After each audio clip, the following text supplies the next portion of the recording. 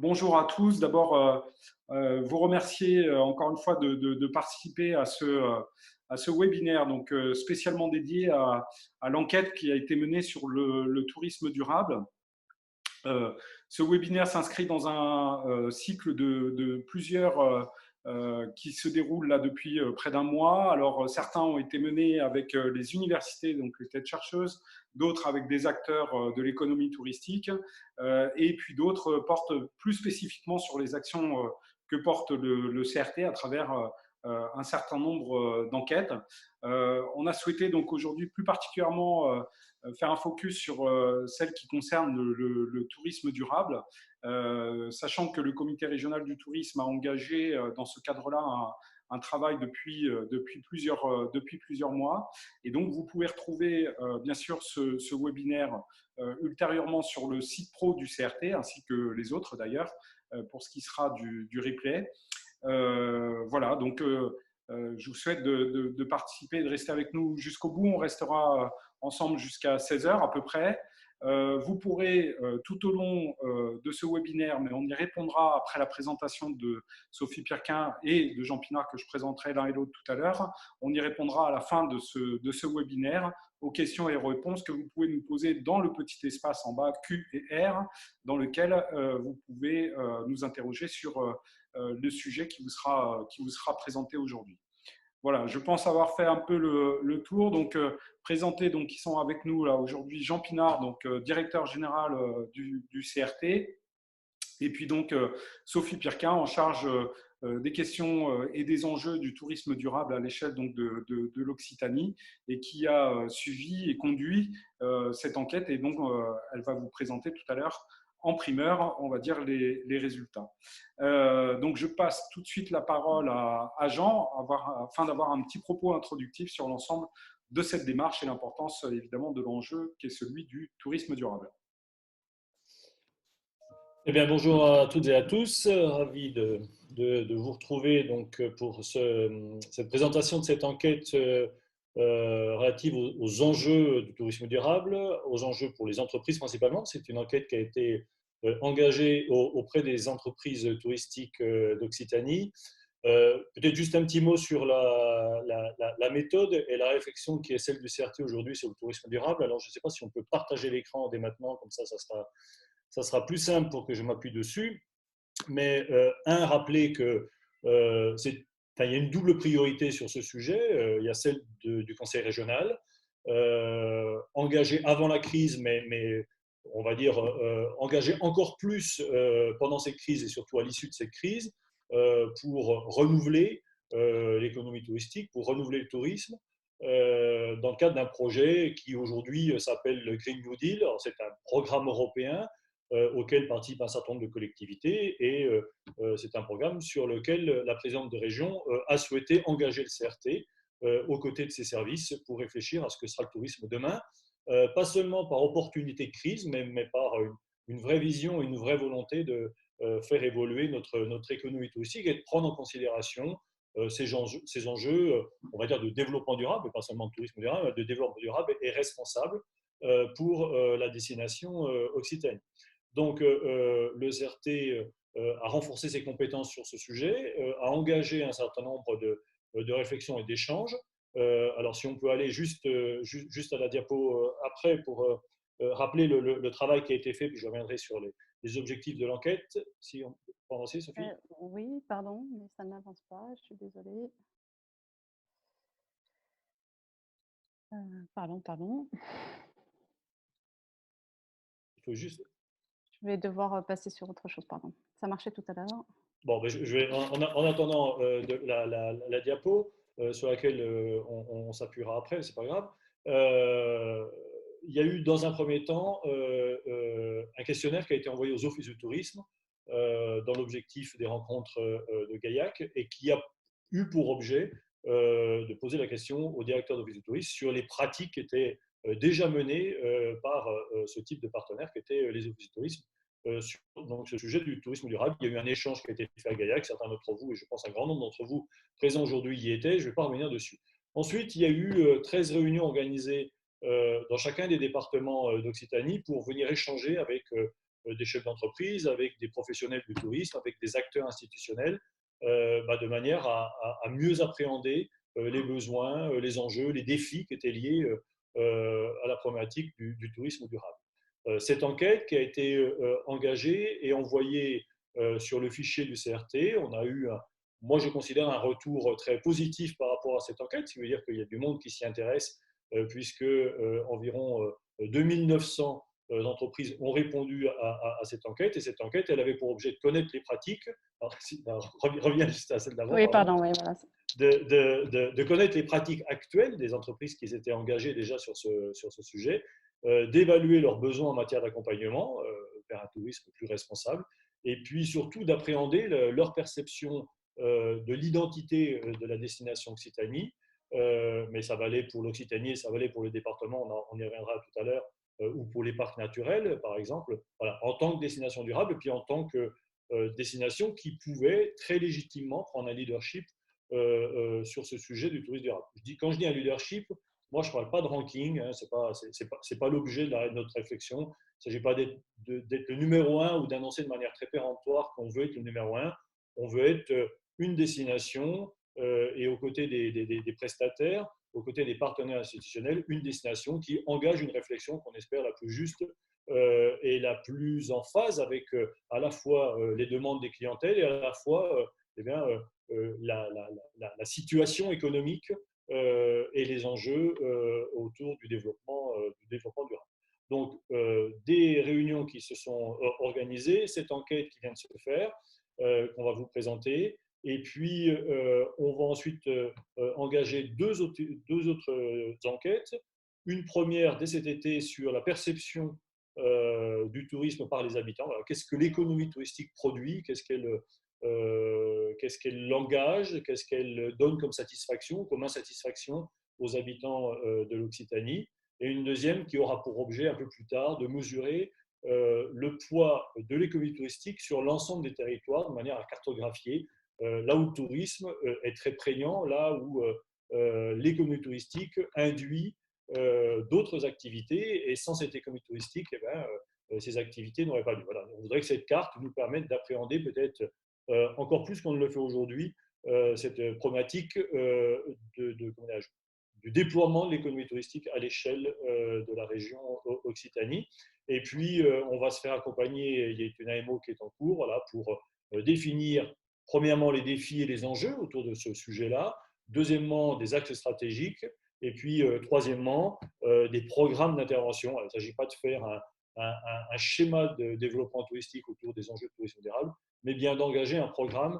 Et quand je dis programme, c'est, et vous le verrez, et Sophie le présentera tout à l'heure, un programme qui répond aux questions qui nous sont posées, et un programme qui nous engage en tant qu'acteurs institutionnels dans des problématiques de services à apporter aux opérateurs qui veulent s'engager ou dans des labels ou dans des pratiques plus vertueuses. Et je parle bien de services parce que c'est vraiment de ça dont il s'agit.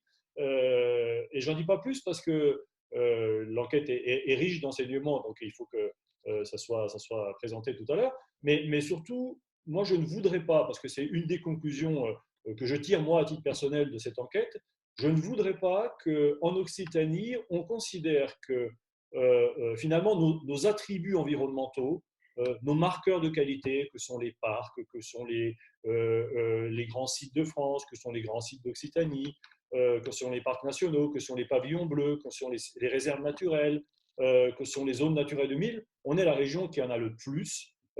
C'est nous qui avons le plus de marqueurs territoriaux qui viennent qualifier finalement la préservation de notre environnement. Il ne s'agirait pas de confondre marqueurs territoriaux de qualité et engagement dans une économie touristique durable. Voilà. D'un côté, il y a ce qui engage les acteurs institutionnels sur le territoire, et c'est comme ça voilà, qu'on a des parcs nationaux ou des parcs naturels régionaux. Et puis de l'autre côté, on a des entreprises qui s'engagent dans des pratiques vertueuses de gestion de leur établissement pour se rapprocher des pratiques et des demandes en termes de développement durable. Donc c'est bien deux choses différentes, et il ne s'agirait pas que finalement ces marqueurs nous servent de caution ou d'alibi pour dire finalement on fait déjà du développement durable en Occitanie. Et je rappelle par rapport justement à cette notion de marque, parce qu'un parc naturel, qu'il soit national ou régional, c'est une marque. Une marque, ce qui est important, c'est ce qu'il y a dedans, c'est pas ce qu'il y a dessus. Hein. Donc, nous, on travaille sur ce qui aura, parce que ce que nous aurons à construire pour que l'intérieur de la marque soit conforme à l'étiquette qu'on a mise sur l'ensemble de nos territoires pour rester dans une approche assez imagée. Voilà. Donc, il y a encore un gros travail à faire quant à la définition de ces programmes d'action. Je vous dis, c'est un travail qu'on engage dans le cadre d'une assistance à maîtrise d'ouvrage. Et puis, il y aura un rendu de tout ce travail par la présidente du Conseil régional, présidente du CRT, dans le cadre d'assises du tourisme durable, qui sont plutôt prévues début octobre. Il faut qu'on trouve une date assez rapidement pour qu'on vous la communique le plus rapidement possible et puis qu'on prépare ensemble ces assises, étant entendu que s'il y a un sujet, je ne sais pas s'il y en a un plus que d'autres, hein, mais en tout cas, s'il y a un sujet sur lequel il faut que l'ensemble des acteurs institutionnels s'engagent dans la même voie et sur une même approche collective et collaborative, c'est bien le sujet du développement durable parce que vous le verrez tout à l'heure, mais les demandes sont importantes, mais les enjeux sont encore plus importants et on ne va pas y répondre chacun de nos côtés. Voilà.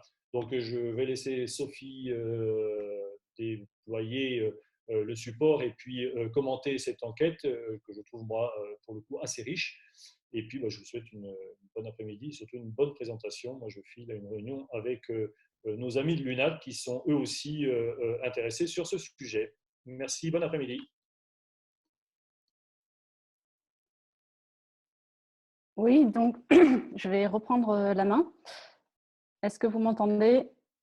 Oui, ok. On va passer donc sur les résultats de cette enquête. Hein. Vous allez voir, elle est assez dense. Donc, il y a je suis désolée par avance, des slides sur lesquels je vais passer assez rapidement, d'autres sur lesquels on va un petit peu insister.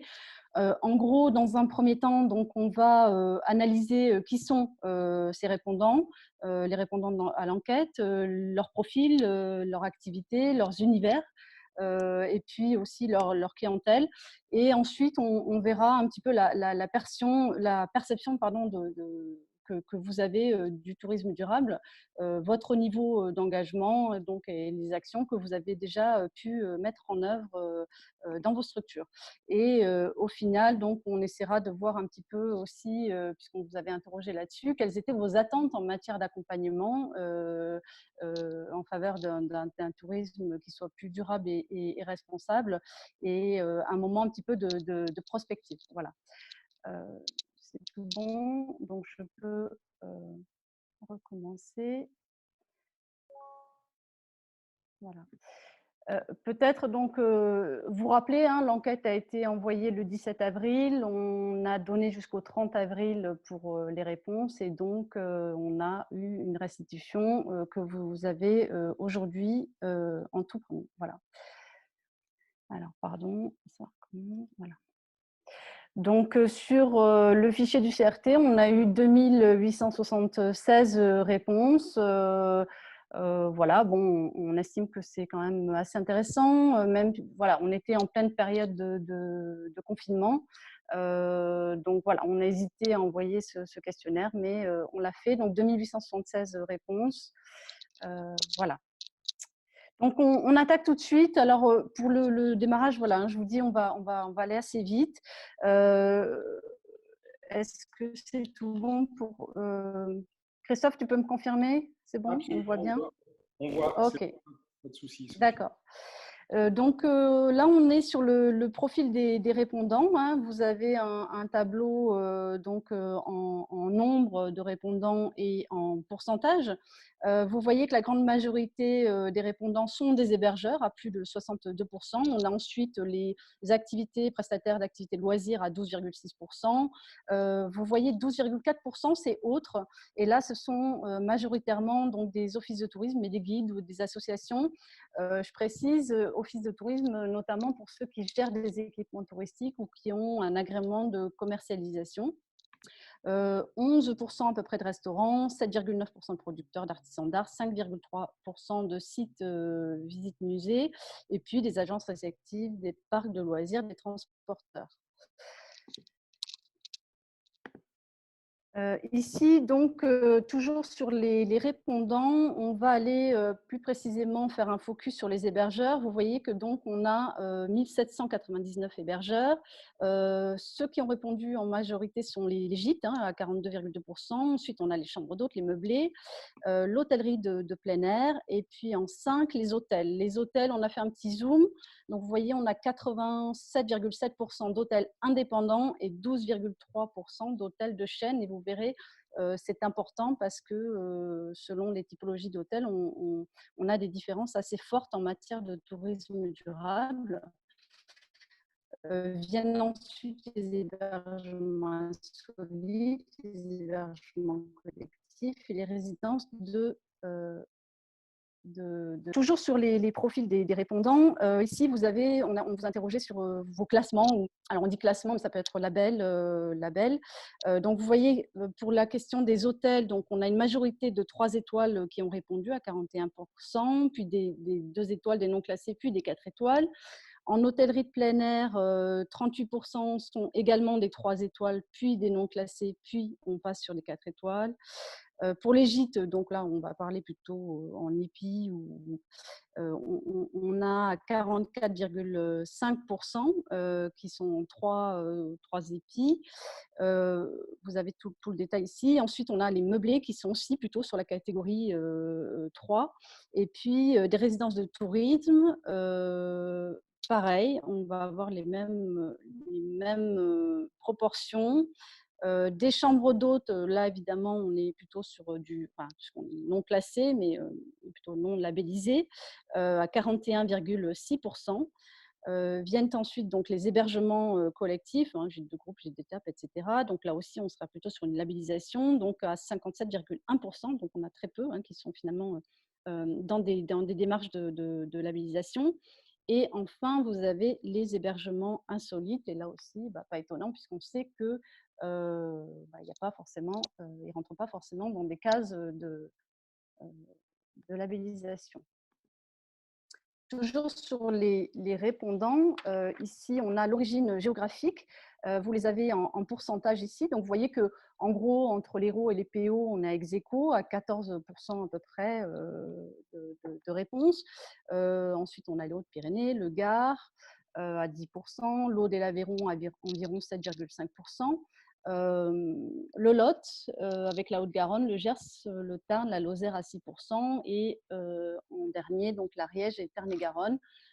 Forcément, on a peut-être plus d'entreprises dans l'Hérault et dans les PO qu'en Ariège. Donc voilà, mais c'était intéressant de pouvoir voir d'où venaient les répondants. Et puis, on vous a également interrogé sur à la fois votre âge.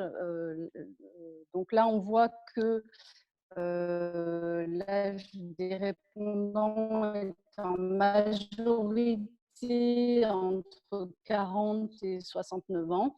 Et puis à 69 ans. Et puis on vous a également demandé l'âge pour le coup de votre activité, et on voit qu'une majorité a déjà plus de 10 ans d'existence, à 46%, 30% ont moins de 5 ans, et 23,5% des entreprises ont de 5 à 10 ans d'ancienneté. Sur le profil des répondants, donc là, la taille de l'entreprise, on a, vous le voyez, alors c'est pour ça que je vous disais, c'est dense, donc je vous fais une analyse. Sachez que vous aurez les résultats après. Vous pourrez les regarder en détail. Mais donc, on voit qu'on a une majorité d'entreprises qui a moins de 5 salariés à 57%. Et puis après, on a aussi beaucoup de gens qui sont tout seuls dans leur entreprise. Voilà, donc vous avez les mêmes graphiques. En haut, en fait, c'est en pourcentage, et puis en bas, c'est en effectif. Voilà, et puis le troisième graphique, on a la taille de la structure selon qu'elle est à la campagne, en milieu littoral, en ville ou à la montagne. Et en gros, ce qui ressort, c'est que les plus petites structures sont à la campagne, ça ne vous étonnera pas beaucoup, et que les plus grosses sont, elles, plutôt sur le littoral ou à la montagne. Ici, donc, toujours sur les répondants, on vous demandait quelle était la part de clientèle étrangère dans votre chiffre d'affaires. Et là, vous voyez que pour la moitié des répondants, enfin la moitié, 47,1%, cette part en fait représente moins de 10% du chiffre d'affaires. Environ 9% ont plus de 50% de clients étrangers dans leur chiffre d'affaires, avec une majorité d'agences réceptives et de transporteurs. Et puis, les hébergeurs, en moyenne, ont un peu plus de 10% de clientèle étrangère dans leur chiffre d'affaires. Et on voit que ceux qui en ont le plus, en fait, c'est l'hôtellerie de plein air, avec environ 15,5%. C'est important parce qu'on posera la question après de savoir sur quel public vous pensez qu'il faut travailler en priorité. Je passe. Donc ici, toujours sur les profils des répondants, vous demandez un petit peu dans quel univers de consommation vous étiez. Donc vous voyez qu'on a majoritairement des gens qui sont dans un univers campagne à 55%, montagne 23%, littoral 11% et ville 10%. Voilà. Et donc, on vous demandait si votre activité était située sur le territoire d'un parc national ou d'un parc naturel régional. Donc, 66% répondent non et 34% oui. Et de la même façon, vous demandez si vous étiez situé sur un territoire d'un grand site Occitanie. Et là, vous voyez 55% non et 45% oui. Alors, maintenant, on en vient donc à la perception et aux actions en matière de tourisme durable. Donc là, on interrogeait un petit peu sur la sensibilité que vous avez au développement durable et au tourisme durable. Et ce qu'on voit, c'est que vous êtes, vous voyez, très largement concernés par à la fois le tourisme durable et le tourisme durable, avec une toute petite différence peut-être pour le tourisme durable. Bon, ce qui est un peu surprenant, c'est qu'on a une minorité d'hôteliers qui se disent pas du tout sensibles au développement durable. Et encore moins en fait au tourisme durable, mais bon, ça concerne 5,2%. Voilà. Mais on voit que majoritairement, ce sont des questions qui vous préoccupent énormément.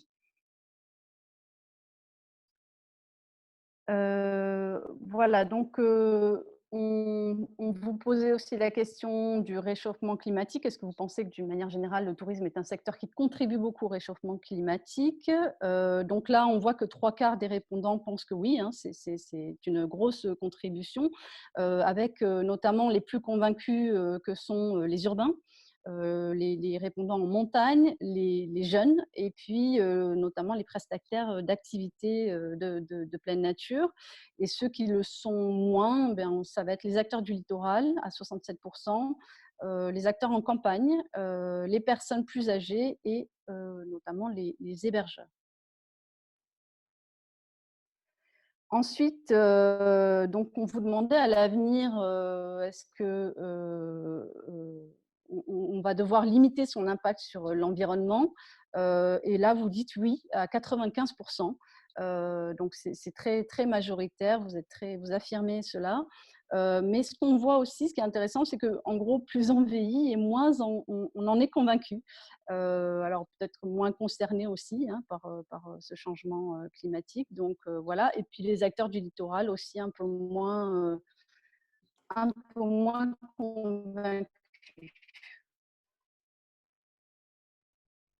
Donc ici, on vous demandait si le changement climatique pouvait influencer votre activité à moyen terme, et on voit qu'en majorité, la réponse est oui. Mais la réponse est oui, alors elle est d'une manière négative à moins de 40%. Voilà, et ça, c'est notamment pour les acteurs de la montagne. C'est pas étonnant, hein, vu ce qu'on a vécu cet hiver. Les producteurs, les prestataires d'activités, les sites de visite. Et vous dites que oui, ce changement climatique, il peut influencer votre activité, mais de manière plutôt positive, à peu près à égalité, à 40%. Voilà.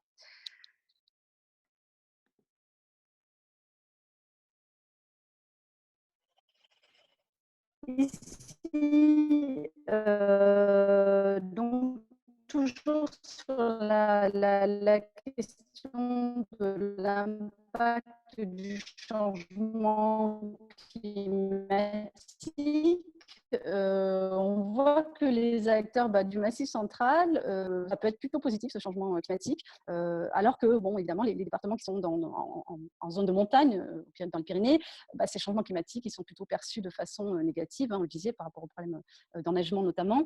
Non, mais c'est on voit que le département finalement qui est le plus virulent dans ses affirmations du changement climatique et qui pense que ça aura vraiment un impact négatif, eh ben, c'est le Gard. Et puis on peut du coup imaginer que forcément la canicule qu'on a vécue en 2019, elle y est pour quelque chose. Hein, on vous rappelle 46 degrés l'été dernier et on annonce à peu près la même chose cet été. Donc ici, voilà, donc là, on posait la question de l'engagement, donc à la question de est-ce que votre structure est déjà engagée dans une démarche de labellisation, de certification de tourisme durable. Là, on voit qu'il y a un gros décalage. Donc, je vous rappelle, hein, vous dites à 98,4% que vous êtes sensible aux enjeux du tourisme durable.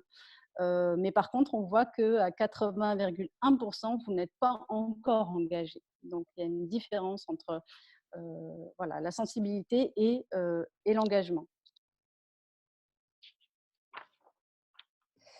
Donc ici, on zoome par département de cet engagement, justement, dans des démarches.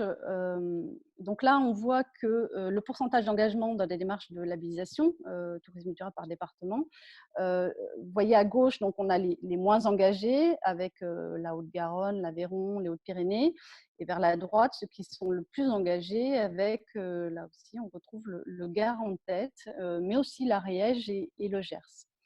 Peut-être deux remarques quand même, ces chiffres, ils prennent en compte des labels territoriaux ou des démarches territoriales, par exemple Cévennes Écotourisme, Terra Gers, mais aussi les démarches nationales ou internationales. Hein, voilà. Et puis la deuxième remarque, c'est qu'on voit que finalement, c'est plutôt sur le littoral et en montagne que les acteurs sont le plus engagés dans des démarches. Vous avez en bas pardon, les univers de consommation. Ici, donc, on a croisé les données et on a fait quatre zooms, hein, 4 exemples.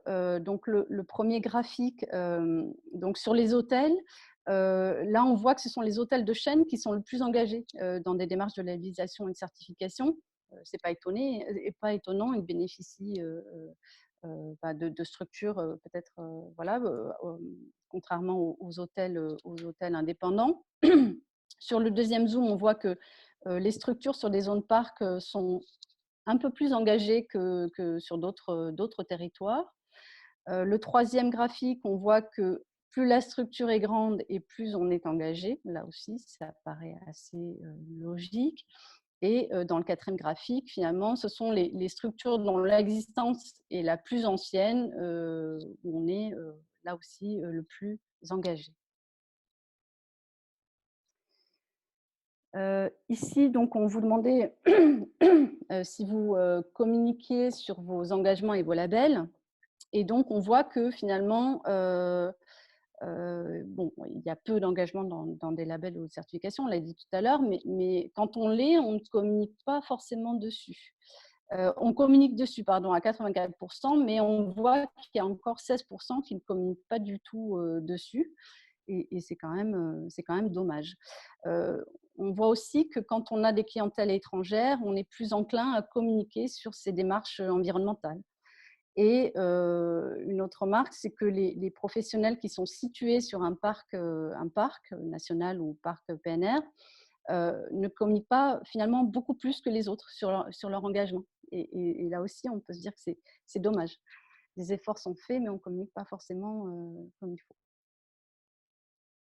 Donc, dans ce graphique, vous avez donc les fameux labels et certifications hein, dans lesquels vous êtes engagé.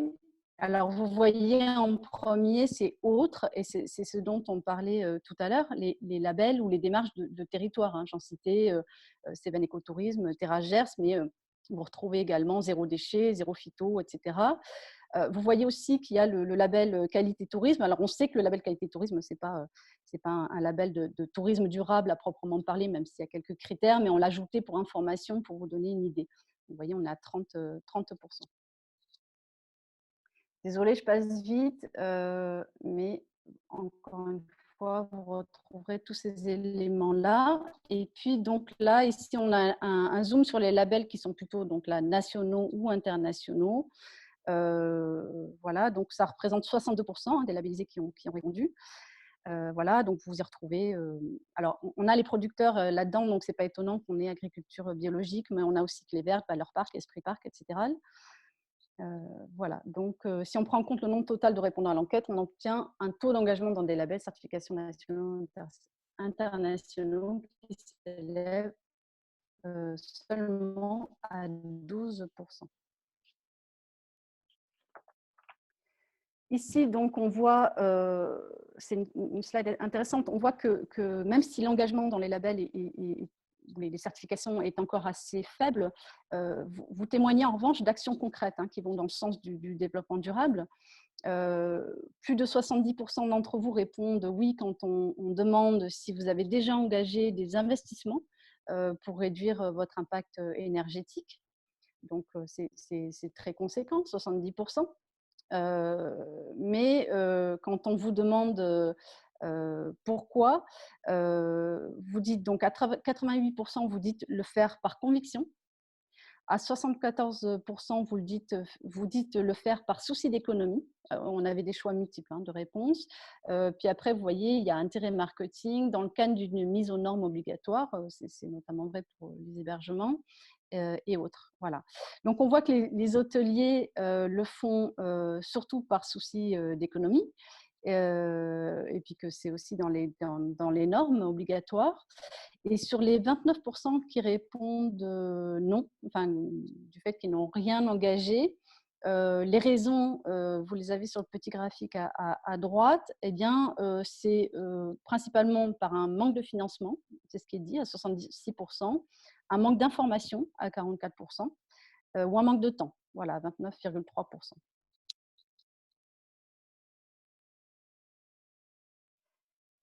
Ici, on vous a posé la question, avez-vous engagé des actions pour inciter votre clientèle à avoir un comportement responsable? 2/3 d'entre vous disent oui et un quart dit oui, mais on souhaiterait le faire. Et vous avez ici les sites de visite, les producteurs, les agences associatives, les chambres d'hôtes.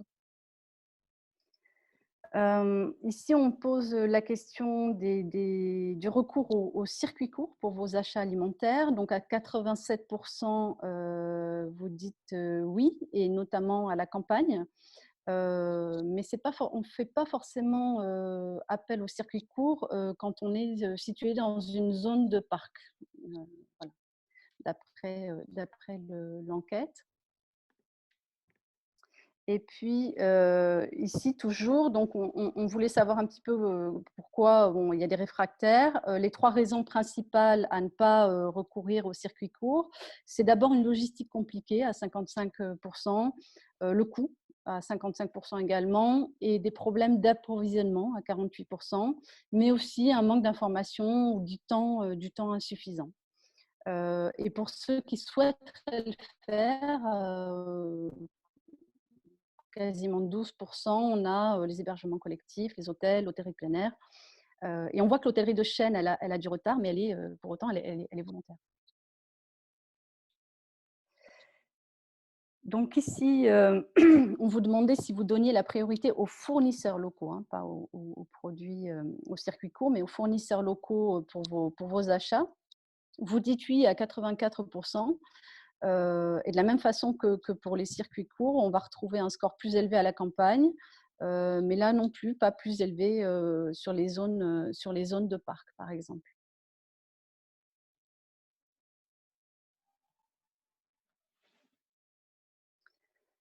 Sur les réfractaires donc, au fait d'avoir des fournisseurs locaux, on va retrouver un petit peu les mêmes raisons. Ce sont des coûts trop élevés, des problèmes d'approvisionnement, un manque d'information, une logistique compliquée. Mais beaucoup d'entre vous, en tout cas, souhaiteraient le faire et être accompagnés en ce sens. Alors, on arrive ici à la question, du transport et de la mobilité en général. sur cette slide-là. Donc, en matière de transport, on vous demandait si vous étiez en mesure de pouvoir accueillir des clients sans voiture, notamment à cette fameuse question de la gestion du dernier kilomètre, hein, qu'on a tous, enfin en tout cas beaucoup, peut-être à l'exception des villes. Proposer à vos clients des offres de mobilité alternatives pour se déplacer lors de leur séjour et informer vos clients sur l'offre de transport public. Donc, à 52%, vous dites que vous pouvez accueillir les clients sans voiture. Et l'autre moitié ne veut pas ou ne souhaite pas le faire. À 44%, donc, vous proposez à vos clients des offres de mobilité alternatives et 74% d'entre vous vous informez votre clientèle sur l'offre de transport public. Ce qu'on voit par contre, c'est qu'à 77%, vous pensez que les acteurs institutionnels ne donnent pas suffisamment d'informations sur les transports collectifs. Voilà. Donc, il faudra en tirer les enseignements. Juste entre parenthèses, ça rejoint complètement ce qui a été dit lors des tournées départementales au mois de février. Hein. Là, on n'a aucune surprise. Oui, et puis ce que je voulais rajouter, c'est que quant au dernier kilomètre pour accéder à l'offre, on voit que ce sont les hébergements collectifs et les villages vacances qui peuvent le mieux répondre à ça, contrairement à l'hôtellerie de plein air ou au gîte. Et puis que c'est forcément plus facile à gérer en ville qu'à la campagne. Voilà. Et puis quand on vous demande ce que vous faites en matière de propositions de mobilité alternative, c'est plutôt à 44%, ce qu'ils proposent, ce sont des pros qui sont plutôt situés sur le littoral et en ville, parce que c'est probablement aussi plus facile. Donc ici, on vous posait aussi, rappelez-vous dans l'enquête, des questions sur la mesure de la qualité de vie au travail et si vous aviez mis en place des outils de mesure. Donc, on voit qu'un gros tiers ne le fait pas et ne souhaite pas le faire, hein, à 37% à peu près. 33% d'entre vous souhaiteraient le faire et 30% disent déjà le faire.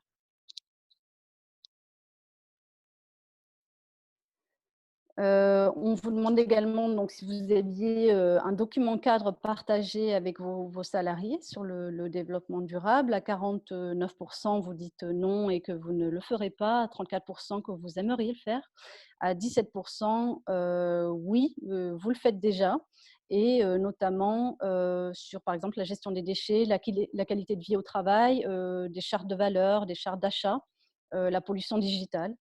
Et hormis les hébergeurs, vous êtes donc 45% à vouloir le faire. Voilà.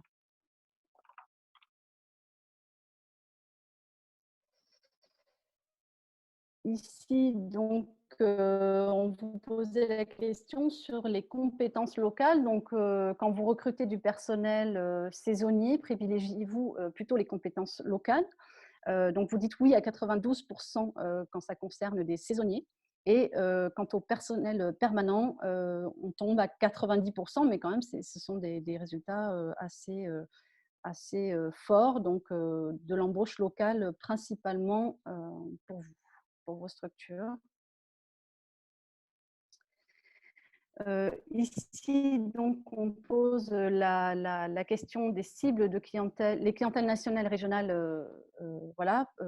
Est-ce que pour vous, elles offriront plus de perspectives de croissance une fois la crise passée, hein, on essaie de déconnecter ça de la crise parce que forcément, il y a des changements. Donc, oui, on voit que la majorité d'entre vous, voilà, les clientèles nationales sont les plus importantes. Viennent ensuite les clientèles régionales, les clientèles européennes et en dernier, donc les clientèles des marchés lointains.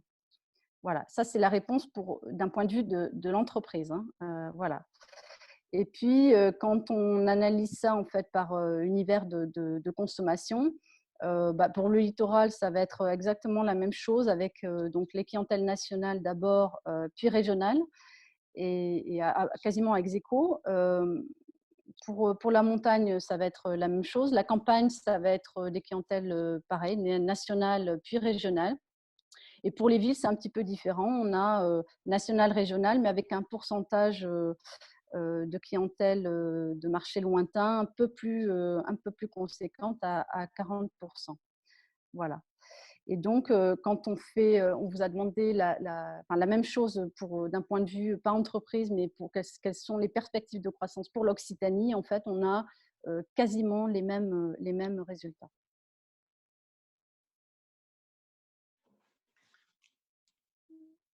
Voilà.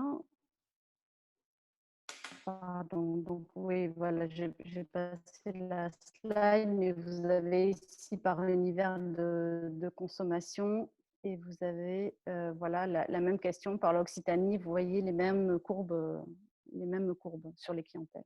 Voilà. On passe ensuite donc aux besoins d'accompagnement en matière de tourisme durable. Et donc ici, on vous demandait ce que vous attendiez des acteurs publics en matière d'accompagnementation de 1 à 10. Donc, pardon, c'est sûrement pas très clair, donc je vais vous interpréter ça. Donc, ce qui ressort en priorité, avec une note très forte de 8,1 sur 10, c'est d'abord les aides à l'investissement de la part des collectivités en faveur de la transition écologique. Donc, vos attentes, c'est principalement des aides à l'investissement. La deuxième attente, c'est l'édition d'un guide recensant toutes les aides en faveur des entreprises en tourisme durable, avec une note de 7,8. À ex-aequo, on va voir à la fois une meilleure coordination des acteurs publics en charge du tourisme durable et un meilleur soutien en termes de communication et de marketing de la part des OT, CDT, CRT sur ces démarches-là de vos entreprises. Ensuite, on a une demande de mise en réseau des acteurs sensibilisés au tourisme durable à 7,5. En 6e position, on a donc des centrales d'achat par filière et par territoire de produits éco-responsables avec une note de 7,3. En 7e position, on vous demandait un centre de ressources pour des informations sur le tourisme durable avec une note de 7,2. En 8e position, un accompagnement personnalisé à la labellisation avec une note de 7. En 9e position, un accès à des formations avec une note de 6,9. En 10e ex-aequo avec 11e, c'est un accompagnement à la mise en marché et à la commercialisation auprès de prescripteurs spécialisés, mais également un accès à la veille stratégique dans le domaine du tourisme durable. 12e point, donc appui en expertise et ingénierie avec une note de 6,3. Et en dernière position, une mise en place d'outils collectifs en faveur de l'emploi, type groupement d'employeurs à 6,1. Donc, on voit quand même que globalement, le niveau d'attente, il est très élevé. Il est très élevé, on a une moyenne de 7,2 sur 10, voilà, avec le score le plus faible de 6 sur 10. Donc, un niveau d'attente qui est élevé.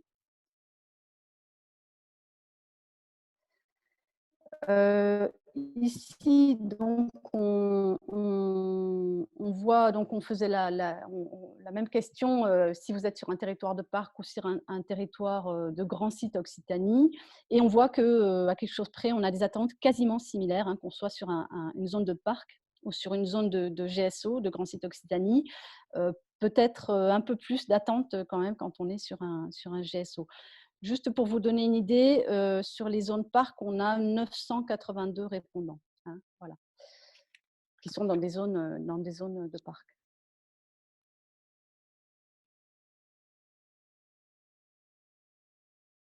Voilà, ici, donc vous êtes plus de 80% à dire que à penser que les acteurs institutionnels du tourisme durable, voilà, avec les plus critiques, les prestataires d'activités de loisirs, les producteurs, les artisans d'art, les moins critiques, les agences réceptives. Donc c'est assez criant. Voilà. Ensuite, donc là, on arrive un peu sur la prospective. Donc, pour vous, est-ce que les attributs environnementaux suffisent à l'Occitanie pour être leader en matière de tourisme durable? En fait, le résultat, c'est que vous dites oui, ça compte, mais ça ne suffit pas. Ça ne suffit pas. Voilà. Ensuite, ici, on vous demandait quels étaient les bons exemples à suivre selon vous, qu'ils soient en France ou à l'étranger. Donc, vous aviez vous pouviez vous exprimer. Vous voyez, hein, le nuage est clair, on va retrouver la Bretagne, l'Allemagne, globalement les pays du nord de l'Europe, mais aussi le Costa Rica, forcément. Ouais, dans des régions, on a l'Auvergne, l'Ardèche, voilà, d'autres pays comme la Suisse, la Nouvelle-Zélande. Vous voyez, à peu près seule la moitié, hein, des répondants là, se sont exprimés. Ça nous intéressera pour le benchmark notamment. Voilà. Alors là, on vous posait la question de la qualité d'accueil des touristes en Occitanie, selon vous, et pareil, avec un système de notation de 1 à 10. Donc, vous voyez que globalement, on obtient une note de 5,8 sur 10, avec pour les bien moins notés, l'accessibilité des sites en transport public, également le tri des déchets. Et les meilleures notes, on va les retrouver plutôt sur l'information touristique. Voilà. Alors, ces résultats, ils varient en fonction des univers de consommation. Par exemple, sur le littoral, on va juger plus durement la propreté des sites. Mais par contre, sur l'accessibilité, on aura une meilleure note. Et puis, ce sont des résultats pardon, je passe vite, mais ce sont des résultats qui varient aussi en fonction des départements, hein. Donc, la qualité d'accueil, elle varie selon vous en fonction des départements. Donc, avec notamment les moins bonnes notes pour l'Ariège, l'Hérault et l'Aude, et pour les meilleures notes, le Lot, le Tarn et le Gers. Ensuite, donc la qualité d'accueil, pareil, sur les zones de parc. Donc là, les notes sont un petit peu plus sévères, mais peut-être que les exigences aussi sont plus élevées. Voilà, mais globalement, on retrouve la même chose. Et puis, sur la qualité d'accueil des GSO, là, vous êtes peut-être plus satisfait.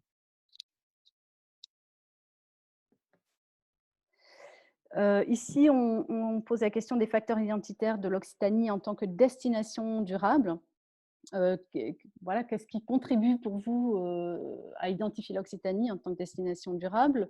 Vous répondez en priorité donc la qualité du terroir, la diversité de l'offre et le patrimoine, qui sont d'ailleurs pas forcément des facteurs propres du durable, mais en tout cas, c'est ce qui est ressorti. Et en moins, les facteurs identitaires, ce sont l'offre en hébergement, et puis les loisirs éco-responsables, mais aussi les eaux thermales. Donc, clairement, vous exprimez le fait qu'il manque d'offres aujourd'hui éco-responsables en Occitanie.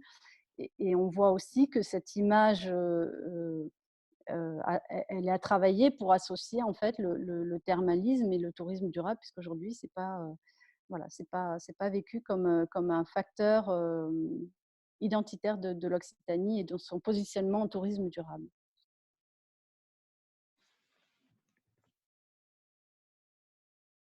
Donc, pour vous, est-ce que le leadership en tourisme durable pourrait être un avantage concurrentiel marketing? Et là, majoritairement, hein, enfin, 2 tiers d'entre vous disent oui.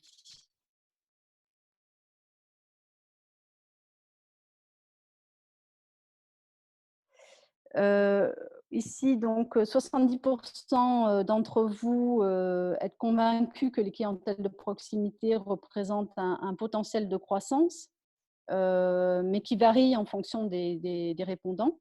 Avec, vous voyez, les plus convaincus, les gens qui sont plutôt touchés par l'excursionnisme, et puis les moins convaincus, qui vont être notamment les hébergeurs. Voilà. Donc, il faut être vigilant à cela. La question ensuite était de poser sur, pour vous, est-ce que le tourisme favorise la qualité de vie des habitants de la région Occitanie? Et vous dites oui, de façon assez majoritaire. Voilà. Et ensuite, quand on vous posait la question, est-ce que pour vous le concept d'occitalité, qui je rappelle est la contraction entre convivialité et occitanie, est-ce qu'elle va, ce concept, est-ce qu'il va dans le sens d'un tourisme plus responsable? Là, on voit que les avis sont partagés. On a un oui, mais un timide oui à 41%. Et donc, on voit que le lien entre occitalité et tourisme durable, il n'est pas forcément évident et il est peut-être encore, c'est un concept qui est encore peut-être méconnu.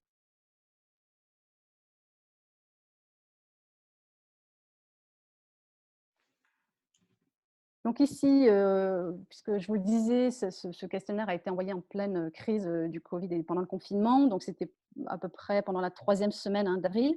Donc la crise, on vous demandait, est-ce qu'elle va, selon vous, elle va profondément changer les modes de consommation touristique? Est-ce que vous pensez que oui? Et vous dites oui, effectivement, à plus de 71%. Voilà, donc pour les hébergements, c'est surtout en fait les chambres d'hôtes, les hôtels, les résidences de tourisme, villages vacances et hébergements insolites qui en sont convaincus. Sur les secteurs d'activité, ce sont plutôt les agences réceptives, les transporteurs et les parcs de loisirs.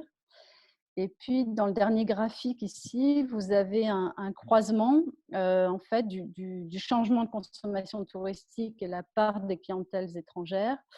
Et globalement, en fait, quelle que soit la proportion de clientèle étrangère que vous avez dans votre chiffre d'affaires, la réponse est oui, c'est que ça va changer les modes de consommation touristique. Et ça, c'est pas étonnant non plus. Aujourd'hui, on s'en rend bien compte. Enfin, ici, sur cette slide, donc on est un peu sur la prospective. Donc, on vous demandait est-ce qu'une vision plus durable et responsable du tourisme est la réponse appropriée pour l'avenir? Et vous répondez oui à 89%. En tout cas, donc on voit bien que c'est un soutien massif que vous accordez avec des taux très, très forts. Même si on voit que c'est un petit peu plus nuancé, cette réponse chez les hôteliers. Voilà. Mais en tout cas, vous êtes assez clair là-dessus. Ici, donc, on vous demandait si, pour vous, est-ce que le CRT et ses partenaires ont raison de faire du tourisme durable une de leurs priorités, et vous répondez à 96,6% oui également. Voilà, on arrive un petit peu à la fin de ce questionnaire. Je suis passée très, très vite, mais en synthèse, donc, vous voyez, on voit bien qu'il y a un décalage entre le fait d'être sensible au développement durable et à l'engagement dans une démarche de tourisme durable. On a beaucoup de volonté, on met en place des actions, mais clairement, on peut dire qu'il manque un cap stratégique, en tout cas aujourd'hui, peut-être au niveau régional. On voit aussi qu'il y a un intérêt évident qu'il va falloir transformer en engagement. Et là aussi, ça relève d'une stratégie collective des acteurs institutionnels avec vous, les professionnels. On a vu aussi qu'il y avait des résultats assez variables finalement en fonction des secteurs d'activité, mais aussi des univers de consommation. Et encore une fois, ça, on l'a bien vu lors des tournées départementales, les problématiques ne sont pas les mêmes et donc les résultats ne sont pas les mêmes, et c'est tout à fait logique. Et puis, on voit aussi que finalement, les labels sont encore, ou les certifications sont encore peu développées, qu'ils soient nationaux ou internationaux. On voit qu'il y a finalement plus de démarches locales ou régionales que des labels nationaux ou internationaux. On voit aussi qu'il y a un niveau d'attente qui est assez élevé en matière d'accompagnement. On l'a dit, vous avez vu, les notes sont très élevées. Vous l'avez également bien manifesté lors des tournées départementales. Le changement ne peut s'accompagner que par de la formation, et donc voilà, tout est à mettre en place. Et puis, même s'il y a déjà beaucoup de choses qui sont entreprises à droite à gauche, mais en tout cas, il faut être accompagné. Voilà. Et puis, on voit que les marqueurs nature de territoire ne doivent pas nous affranchir d'une stratégie dont l'objet est bien d'accompagner les entreprises. On a beau être la première région pour la biodiversité avec des attributs forts, pour autant, voilà, on peut pas. C'est pas pour autant qu'on fait du tourisme durable. Voilà, en synthèse, j'ai essayé d'aller assez vite pour laisser le temps à des des questions s'il y en a. Voilà, j'ai terminé. Merci, merci Sophie pour cette présentation donc de l'enquête qui, comme le disait Sophie, a été menée pendant plusieurs mois à travers des rencontres, à travers un certain nombre de temps d'échange avec les acteurs publics et privés d'ailleurs, tout aussi nombreux et à travers les chiffres que tu nous as présentés.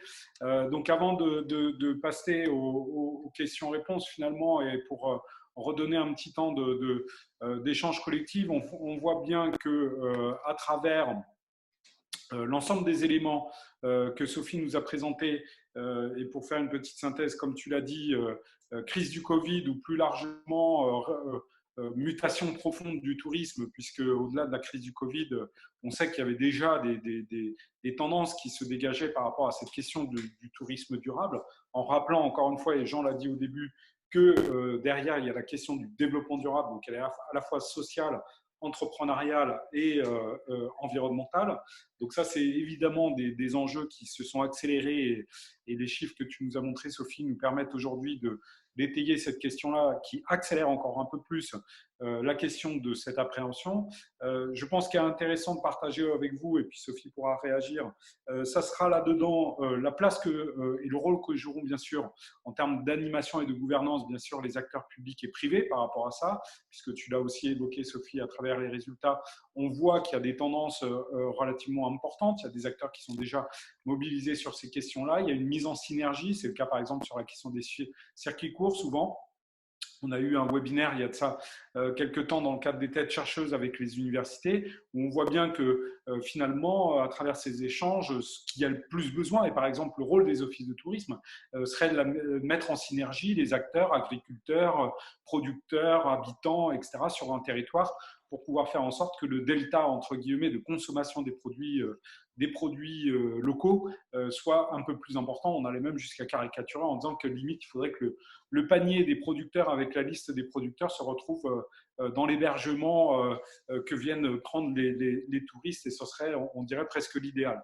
Donc, un certain nombre d'éléments qui doivent faire débat. Alors, évidemment, et Jean l'a dit tout à l'heure, tout ça va faire l'objet d'un long travail. Mais là, ce qui est intéressant pour nous aujourd'hui, c'est d'avoir à travers vos questions peut-être des cibles encore un peu plus fines par rapport à tout ce qu'on a évoqué. Sophie l'a aussi dit, il y a les enjeux de la mobilité qui sont évidemment des enjeux très forts par rapport à la réussite de cette dimension de tourisme durable. Il y a la question de la place de l'eau aussi, on le voit bien évidemment, avec l'histoire des 100 km et la consommation de proximité, de l'accessibilité au lac, de l'accessibilité à des lieux de qualité, parce que ça c'est aussi un des enjeux relativement forts. Tu l'as dit Sophie aussi, il y a la question autour de plutôt labellisation ou plutôt action collective pour faire en sorte que les choses décollent, et peut-être qu'il y a des temps aussi à régler entre l'un et l'autre, peut-être d'abord des actions collectives en termes de gouvernance, et puis après derrière des labellisations qui viendraient finalement conforter cette action. Je pense notamment au canton du Valais, qui est à chaque fois un peu un exemple en la matière, qui depuis une quinzaine d'années a fait un travail progressif par rapport à ça et qui finalement a mis la question de la labellisation au bout de son travail et pas au début du travail en termes d'animation collective. Voilà, juste un certain nombre de sujets. J'espère pas avoir transformé, Sophie, les propos et la présentation de l'enquête. Et donc, écoutez, on est à votre disposition à travers donc, les questions et les réponses que vous pouvez nous poser donc, dans le petit espace, comme je vous disais, en bas Q et R. Je vois que certains le font dans l'espace conversé, ça peut aussi marcher. Ne vous inquiétez pas, on y répondra quand même. Donc voilà, donc je vous laisse la parole. J'ai vu déjà des premières questions, et notamment peut-être la Sophie pourra réagir, notamment sur cet aspect de dire pour les petites structures, la question des labellisations est parfois un peu lourde à gérer, et donc des petites structures préfèrent faire de l'action, on va dire, développement durable, plutôt que de prendre le risque à un moment de s'engager sur une question de labellisation peut-être un peu lourde. Je reprends une des premières questions là, que j'ai vues apparaître dans nos échanges. Oui, en effet, vous nous l'avez dit, hein, c'est difficile de s'engager, c'est long, voilà, et vous n'avez pas forcément le temps, on sait quand on commence, on ne sait pas quand on finit et puis selon les labels, ça va, parfois assez loin donc ce sont des démarches effectivement, d'engagement assez forts. Pour autant, vous avez vu que beaucoup d'entre vous, enfin, vous faites déjà, pas mal d'actions, en faveur de la transition énergétique et donc c'est un bon début et on peut aller plus loin. La certification, la labellisation, c'est pas une fin en soi, mais en tout cas, c'est une démarche de progrès. Et on sait qu'aujourd'hui, l'ADEME lance un travail sur notamment l'étiquette environnementale. On la connaît sur les produits d'électroménager, l'étiquette environnementale, on sait ce que c'est, mais du coup, là, l'idée de l'appliquer notamment au domaine du tourisme. Donc, on va veiller ça, on va avoir un œil là-dessus pour voir si ça peut être intéressant chez nous en Occitanie. Mais voilà, l'objectif, c'est que vraiment tout le monde s'engage. Ouais, merci Sophie déjà pour le premier élément de réponse. Ah, il y a une autre question là, qui nous est parvenue qui est assez intéressante sur le fait de considérer que la première phase pourrait être de mobiliser les destinations dont l'offre est déjà fortement axée sur le tourisme durable et notamment donc l'occasion de mettre en place des expérimentations et de promouvoir des initiatives vertueuses.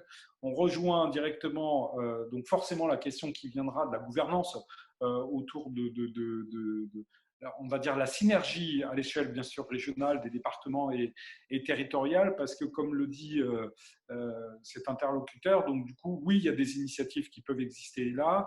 Finalement, comment on va vers une dynamique collective, quoi. Ouais, moi, je salue Fred Certain de Languedoc Nature qui effectivement fait du tourisme durable depuis toujours. Et voilà, c'est un acteur fortement engagé comme d'autres d'ailleurs. Mais il a raison, c'est vrai qu'il faut s'appuyer sur les bons exemples, les gens qui font ça depuis très longtemps. Enfin, nous, on arrive un peu sur le sujet, mais c'est vrai qu'il y a déjà plein d'actions qui sont engagées depuis longtemps par les professionnels.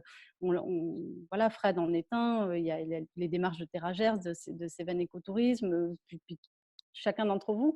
Et effectivement, il faudra qu'on s'appuie sur vous pour lancer, en tout cas au niveau communication. Nous, notre ambition, c'est de faire un travail de fond, mais ce qui existe déjà, il faut effectivement le promouvoir. Et aujourd'hui, on a conscience on n'en fait pas suffisamment. Ouais. Alors toujours là, un peu, on revient autour de la question des labels indirectement. Et donc la question nous est posée sur le fait qu'il existe déjà beaucoup de labels et pas loin de 200 au niveau national. Donc on sent bien que là, il y a un vrai enjeu derrière finalement. Est-ce que, je dirais que c'est un peu l'histoire de l'œuf et de la poule, est-ce qu'on commence par le label ou est-ce qu'on commence par l'action collective pour être performant? Mais c'est vrai, hein, trop de labels tue les labels, trop de com tue la com, on le sait. Puis est-ce que c'est lisible pour le consommateur? Voilà, donc il faut se poser ces questions-là. Pour autant, on le disait, il y a des actions qu'on peut mettre en œuvre facilement et puis, ben, tant qu'à faire, on va jusqu'au bout et on a une vraie démarche, encore une fois, elle est bénéfique, pour son entreprise, pour l'environnement, mais aussi pour, sa clientèle, hein, donc voilà, c'est quelque chose enfin, faut pas négliger. La labellisation, la certification, c'est quand même des critères qui sont vraiment intéressants pour tout le monde. Alors plus techniquement, là, il nous est demandé donc de savoir si on a pu faire un zoom par département au niveau des résultats de l'enquête. Alors, oui, en fait, vos CDT, vos ADT ont eu l'opportunité d'avoir un zoom par département quand c'était commandé en fait par l'ADT. Donc, mais là, Jean Pinard pourrait mieux répondre que moi, mais je crois qu'il y a 4 départements qui ont fait cette commande-là. Un zoom spécifique. Et nous avons commandé un zoom spécifique par contre sur les parcs. Et ça fera l'objet d'une présentation jeudi au chargé de mission parc d'ailleurs. Voilà. Mais pour les départements, adressez-vous à votre ADT, votre CDT. Merci, ouais, Sophie. Alors un autre point d'ailleurs qui revient sur l'aspect technique, c'est d'abord la suite donc de cette enquête et comment les choses vont se décliner. Jean et puis Sophie, tu en as présenté quelques éléments, on peut les rappeler donc du coup maintenant. Et puis une autre question qui elle est plus spécifique à la question des activités pleine nature sur tout ce qui peut être la place pardon, des parcs de loisirs et notamment des éducateurs sportifs indépendants qui auraient ou pu être consultés, alors que ce soit à travers les parcs éventuellement ou d'autres secteurs. Donc, de temps, la question de la déclinaison de cette enquête et des actions qu'on mènera, et ensuite celle des publics, et plus spécifiquement donc, autour des éducateurs sportifs. Oui, alors sur les temps, on le rappelle, hein, on l'a dit en introduction, mais donc avant de faire quoi que ce soit, on voulait vraiment vous concerter. On ne voulait pas faire un plan d'action ou un programme, lancer une stratégie qui ne tienne pas compte de ce que à la fois vous faites déjà et puis surtout de vos attentes. Donc, ces temps de concertation qui ont démarré finalement en décembre avec les offices de tourisme et puis en février avec les tournées départementales, maintenant cette enquête et puis le travail de benchmark, etc., puis d'autres enquêtes qui vont suivre. Il était fondamental pour pouvoir rédiger un programme opérationnel et un plan d'action qui vont être écrits dans les mois qui viennent.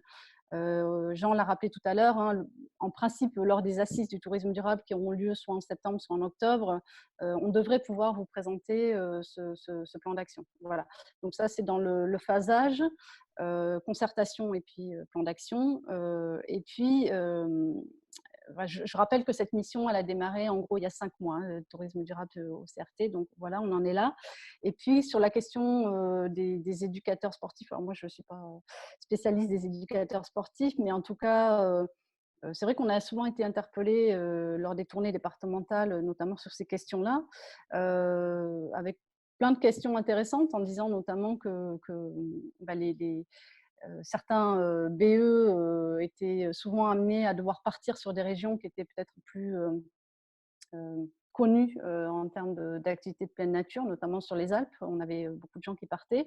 Donc voilà, c'est une vraie question. Moi, je n'ai pas forcément aujourd'hui de réponse à proprement parler là-dessus. Vous dire aussi peut-être que le CRT a embauché Elsa Guérin qui se charge des activités de pleine nature au sein du comité régional du tourisme. Elle vient juste d'arriver. Voilà, le CRT s'occupait aussi et s'occupe toujours des questions de grande itinérance. Donc voilà, il y a des actions entreprises, mais vraiment, on est à votre écoute pour toute suggestion dans ces secteurs-là. Enfin, si c'était la question, voilà. Ouais, merci Sophie là, pour ces compléments.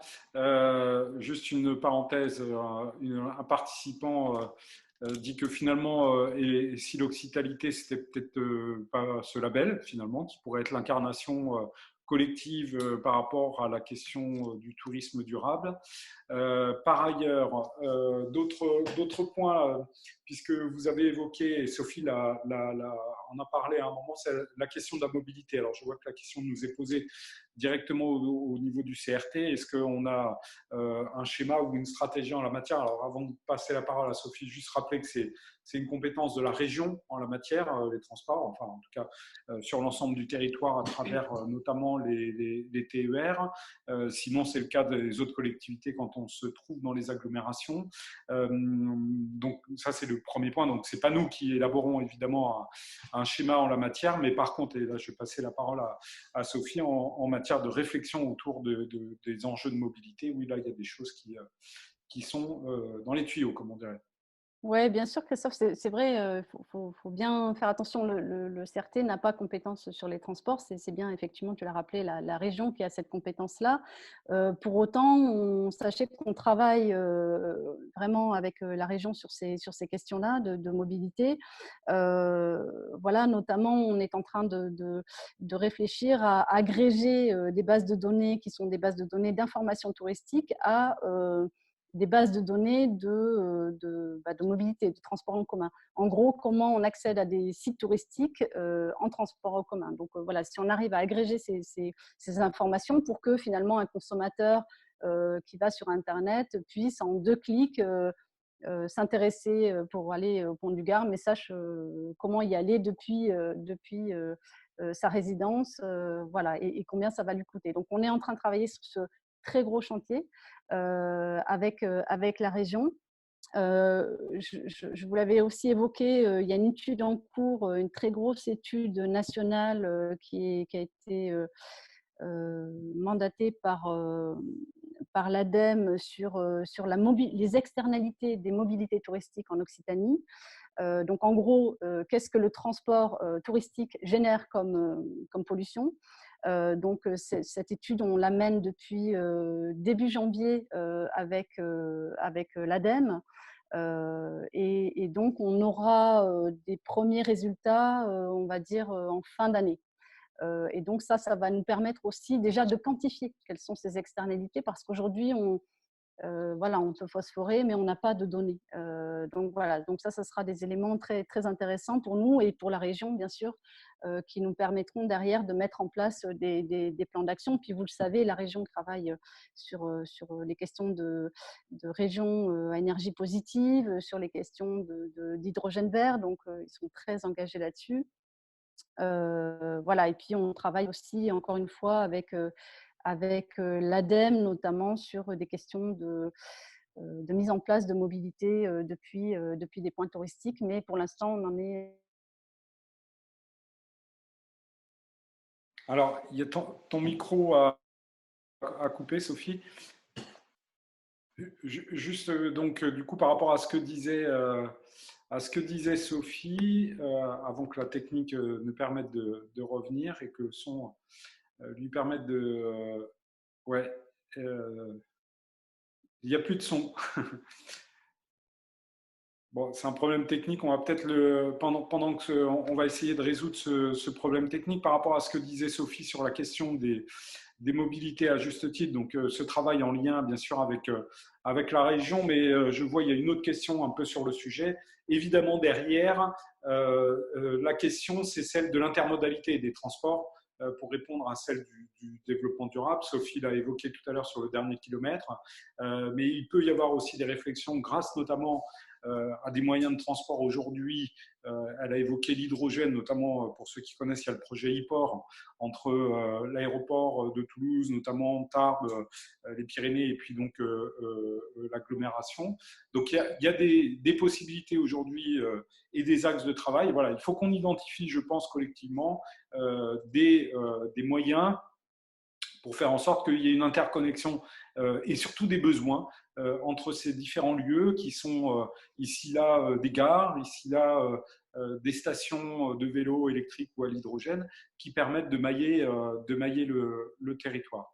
Donc un gros enjeu bien sûr autour de cette question de la mobilité et notamment de l'intermodalité des transports, puisque du coup c'est ça qui pourra nous faire gagner bien sûr en termes d'aspect, on va dire, développement durable. Donc, en attendant toujours, je vois que les problèmes techniques, là, pour l'instant, n'ont pas permis à Sophie de nous entendre ou de nous rejoindre. Donc là, les choses sont en cours. Je continue à suivre les questions là, qui nous sont adressées pour celles auxquelles je peux répondre. En attendant le retour de Sophie. Alors, quel label suggérez-vous? Pour l'instant, c'est bon, Sophie a pu revenir. Désolée, voilà, il y a toute une partie que je n'ai pas entendue. Donc, parfait. Pas de souci, Sophie. Entre-temps, j'ai meublé en rebondissant sur la question de la mobilité que tu évoquais et en rappelant que, évidemment, ce travail, bien sûr, fait avec la région, mais avec l'ensemble des acteurs, doit viser, bien sûr, à écrire finalement là où on a besoin de créer de l'intermodalité. Donc, je citais, pour exemple, ce que tu disais tout à l'heure, le projet e-port, notamment, qui est avec l'aéroport de Toulouse et Tarbes et les Pyrénées, notamment, qui doit permettre de la mobilité autour de ces questions-là. Et puis aussi tout cet enjeu d'identifier finalement à l'échelle de nos territoires, hein, de l'Occitanie et de l'ensemble des territoires, des points relais qui vont permettre de créer comme ça de l'intermodalité, que ce soit en sortie de gare ou autre. Donc ça, c'est important. Donc voilà ce que je disais en attendant la coupure technique que nous avons. Oui, et quasiment partout, vous nous l'avez dit, la question du dernier kilomètre, et quand on dit dernier kilomètre en milieu rural, ça peut être les 20 derniers kilomètres, c'est vraiment une problématique récurrente, donc on l'a bien noté, effectivement. Ouais. Voilà, donc là, un aspect important. Alors, il nous reste encore quelques minutes qu'on va prendre les dernières questions. Donc, une autre question sur la mise en synergie donc là entre Graines Occitanie, donc groupe régional d'économie, d'éducation pardon, à l'environnement et au développement durable, travaille conjointement sur ce dossier avec le CRT, nous demandons, et met en réseau tous les acteurs du développement durable départementaux, donc qui visiblement serait un acteur intéressant dans cette démarche-là. Alors évidemment, Sophie là aussi va rebondir, mais tous les acteurs, en tout cas qui sont susceptibles d'apporter leur pierre à l'édifice, sont évidemment les bienvenus. Bien sûr, on a été contacté par plein d'associations, Graines en fait partie, enfin, les CPIE, et puis plein d'associations en fait, diverses et variées. Et c'est vrai que, voilà, effectivement, et lors des tournées, on a bien demandé, puisqu'on s'est appuyé sur les CDT, les ADT, de pouvoir convier pas seulement les acteurs du tourisme, mais aussi les acteurs de l'environnement. Et bon, il y en avait beaucoup, mais vous êtes évidemment, enfin, c'est fondamental de travailler ensemble, bien sûr. Ouais, et comme tu l'as évoqué tout à l'heure aussi, Sophie, de toute façon, c'est un travail dans le temps, par définition durable, et donc qui, du coup, forcément amènera au fur et à mesure à identifier des acteurs, parce qu'il y en a de très nombreux à l'échelle de l'Occitanie, on le répète à chaque fois, mais on est plus grand qu'un pays comme la Belgique, hein, donc évidemment, il y a un long travail d'identification des acteurs, et ça, évidemment, à chaque fois, on le répète, dès que vous pouvez nous en faire remonter, évidemment, on n'a pas là-dessus la science infuse, bien sûr, de nous les signaler dans la mesure où vous trouvez que ce sont des acteurs qui méritent, en tout cas, ou comme d'autres l'ont dit dans les questions, peuvent permettre de dupliquer des opérations. Et ça, c'est très important. Et Sophie, là-dessus, l'a évoqué à un moment. Alors, est-ce qu'il y a encore... Et puis voilà, et puis vous faites du travail depuis très longtemps, vous nous l'avez dit, on sait, et ça vraiment il faut qu'on on puisse en tenir compte, hein. Vous faites des choses depuis fort longtemps, et de la même façon les parcs travaillent sur ces questions-là depuis très longtemps aussi, donc le tout est de se nourrir de tout ça et de continuer ensemble. Et puis je vois les témoignages de nouvelles startups aussi, Alexis qui vient qui nous rejoint. Voilà, on est sollicité par plein d'acteurs qui sont engagés, et voilà, et ce n'est qu'ensemble qu'on pourra réussir ce défi de l'évolution de l'offre touristique et de la transition énergétique. Merci Sophie. Alors écoutez, il n'y a plus de nouvelles questions apparemment. On en a éclusé un certain nombre.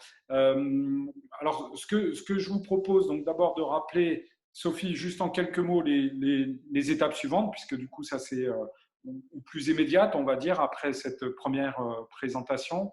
Et je vous redonnerai bien sûr les éléments, puisque vous retrouverez donc sur notre site pro, comme je vous le disais, le replay de cette présentation, et on vous adressera évidemment l'ensemble des documents. Donc peut-être Sophie un dernier mot par rapport à ça avant de conclure et de remercier donc tous les participants à cette conférence.